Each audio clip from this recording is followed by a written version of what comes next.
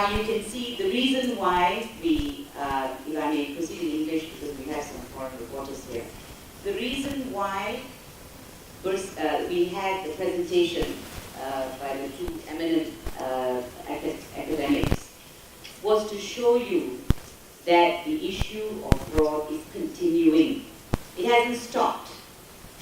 And we wanted to establish that one of the main reasons Bersih 3 is happening is because while the PSC was busily working on their report, the fraud was carried on. Now, the information that was given to you is current. If I'm not mistaken, it's as of Friday. It's as of last Friday. It is current. So all these issues continue to take place, and unfortunately, the PSC didn't go deeply enough into the issue of electoral fraud. So we are deeply concerned that they have dealt with it in a very cursory manner in the PSC report. They have provided for 45 days in relation to duplicate names, but they haven't looked at the other issues. That's the problem. Now, we, of course, gave our comments yesterday. We had certain issues we're very concerned about. We actually think there should be an independent audit of the electoral roll. Nothing short of that is acceptable. Because really, the PSC could have done that. They could have ordered an independent, complete audit. I know they had NEMOS do some kind of audit, but that is not sufficient. The audit that they did was really very, very confined to one area. It didn't cover the aspects that Chin Huat and Ken Ling have covered. So really, why do we have a parliamentary select committee if they are not going to use their powers to examine and do a complete audit? So we were disappointed there was no independent audit that is being ordered. We were also disappointed with the manner in which they dealt with the postal votes. Yeah, undi post. You know that that is one of the most problematic areas. Everybody knows. Everybody knows undi post is one of the most problematic areas in relation to the electoral roll. But there was no examination of the present system. The only thing they did was to say they wanted to increase the numbers on postal votes, when actually what we should be doing is decreasing it. Because there's so much suspicion about postal votes, we should be reducing the numbers in relation to that. Now, also, nothing was said in the PSC report about election offences. Ingat tak, Bersih dulu, one of the things we kept raising adalah tentang offences di bawah Election Offences Act. Nothing was said about that. Isn't that serious? If there are people or candidates who are breaching the laws of this country in relation to elections, isn't that an important issue that the PSC ought to have addressed? But they didn't. And Bersih raised it. I'm talking about things that we actually raised. Now, there is also no mention, as you know, one of our demands is to stop dirty politics. There is no mention of that in the PSC report. So how can it be a complete report when it never went to the heart of one of the key issues for Bersih, in relation to Bersih's demands, which is we want to raise the level of the politics in this country. The PSC ought to have addressed that. And of course, one of the things which we raised, I know because we did, a few of us were there and we did the submission, was on international observers. Now, tentang hal international observers ini, baru-baru ini, Malaysia pun telah dijemput oleh Myanmar dan sebelum itu oleh Thailand untuk to go as election observers. You know that, right?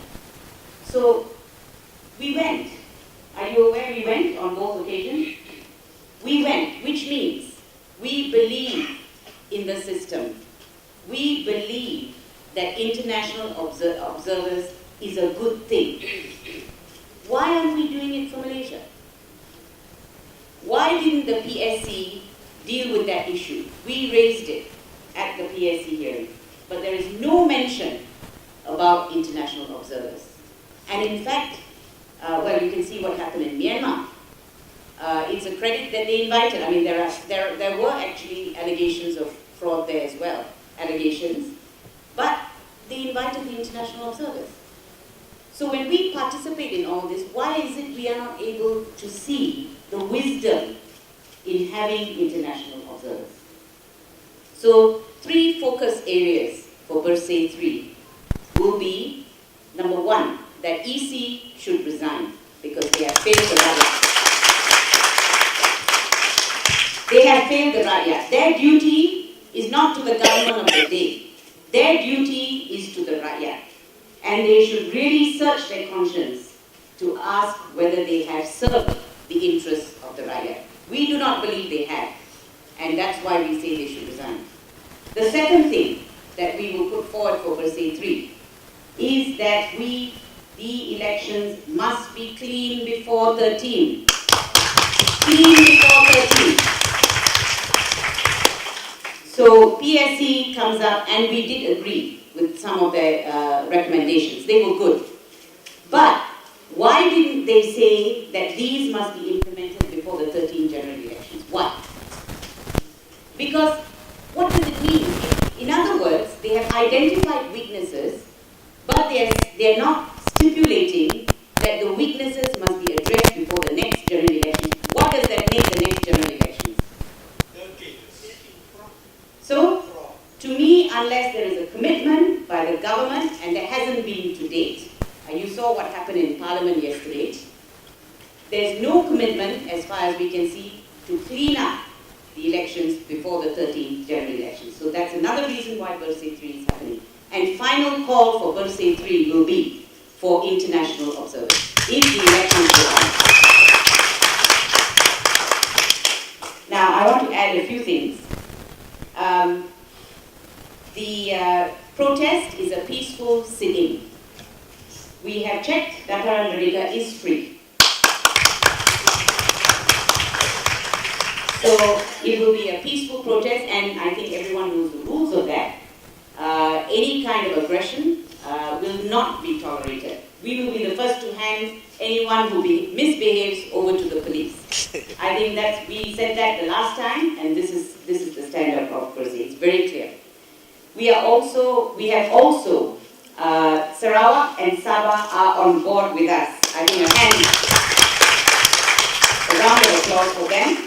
Representing Sarawak on the SC is Encik Awan Abdullah. If you could stand up, Awan. And representing Sabah is Andrew bin Ambrose. And June is here as well from Sabah, representing Sabah. Now, so Bersih 3 is happening in Sabah and Sarawak as well. It's happening in Kuala Lumpur, and we are now receiving expressions of interest in relation to the other states. It may not happen in every state, but we want people to feel that they are part of this. It is important because it is a message, not just for us. As Pak Samad Sai said, it is a message for the next generation. What are we going to do for the next generation? Now, just the last couple of things. I think given what happened the last time to Bersih, the reaction that we received from the government, we hope the same thing will not happen this time. I think they have shown in their handling of other peaceful assemblies that the police are well capable of taking care of an assembly that is peaceful. But nevertheless, we will be sending weekly reports to the Human Rights Council as to the reactions to this sit-in, and so that we keep the Human Rights Council, of which Malaysia is a member, we will keep them appraised of the manner in which the Bersih 3 will be handled by the authorities, and not just the authorities, by others as well, by non-state actors as well. So that is the other thing we will be doing.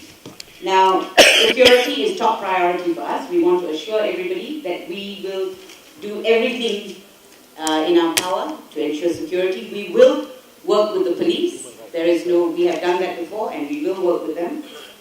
Now, I want to say a word about political violence. That's another thing that has been happening, as you know, which is why we are concerned about the 13th general elections. There are instances of political violence, and this should not be happening. If you know, a couple of weeks ago, Nurul Izzah in the constituency, her team members went to do a banchi, yeah? They went to check the electoral roll.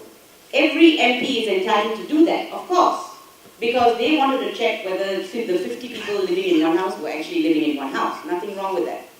But when her workers tried to do that, they were arrested. They were arrested by the police on some flimsy charge, and then they were released. Now, that was the second time it happened. What are they worried about? These are the things that make us suspicious in relation to the electoral roll, apart from the hardcore evidence that we're getting. Now, this evidence that our researchers have got, they have been able to do. My question is, why can't the EC do it? They only correct these errors when it is pointed out to them. And then the next day you get another error. So it doesn't stop.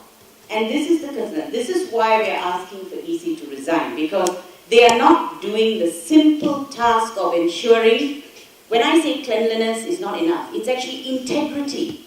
It's the integrity of the electoral roll that is critical. How can we go to the 13th general elections with the electoral roll in the manner that it is? Now, I want to now finally, so in relation to political violence, I make a call to the leader of the opposition. Please, make an appointment with the Prime Minister, have a meeting, and come out with a bipartisan statement on political violence. This should cut across party lines.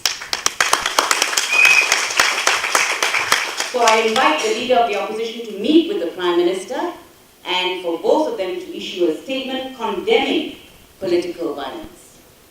Now I'm going to hand over to our friends from Sabah and Sarawak. Also Himpunan is here. Himpunan will be with us as Himpunan at Bersih 3.0. And sorry, just from our friends from Tindak Malaysia, I must say this on their behalf. Apart from participating in the sit-in, we are urging all participants to equip themselves with knowledge of the electoral process by attending the Pachava programs organized by Tindak Malaysia in order to serve as polling agents, counting agents, barong agents or election watchdogs to safeguard the polling station from any potential phantom voters during the polling day. So this is a call by Tindak Malaysia. These are people who work on the ground. These are the kind of things that we can do, that citizens, ordinary citizens can do to help the process along. But our first call is and must be that the elections, the polls reforms must take place before the 13th general election. Thank you. Terima kasih.